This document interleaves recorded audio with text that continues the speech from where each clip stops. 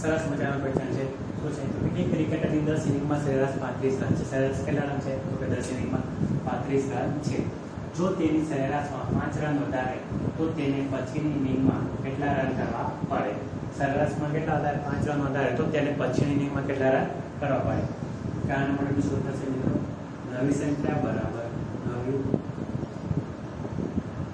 સંખ્યા ગુણ્યા શું આવશે? વધારો ઘટાડો, વધારો અથવા ઘટાડો, વધારો અથવા શું આવશે? ઘટાડો પ્લસ શું આવશે? જૂની સરેરાશ. શું આવી જશે કે જૂની સરેરાશ? જૂની સરેરાશ. નવી સંખ્યા કઈ આવશે? નવી સંખ્યા એટલે કઈ આવશે તો કે 10 ઇનિંગ તો રમી ગયો છે. શું કહે છે તો કે 10 ઇનિંગ રમ્યો છે. 10 પછી કઈ આવે તો કે 11મી ઇનિંગ. હવે પછીની ઇનિંગ કહે છે ને અહીંયા, એટલે કે નવી સંખ્યા આવશે 11મી ઇનિંગ. કેટલા આવશે તો કે 11. વધારો કેટલો થયો છે તો કે 5 રનનો વધારો થશે ગુણ્યા 5. ભલે જૂની સરેરાશ કેટલી છે તો કે 35 રન. કેટલી છે? જૂની સરેરાશ 35 છે. તો 35 મૂકી દો. 35 કેટલા આવી જશે? 11 ગુણ્યા 5 55.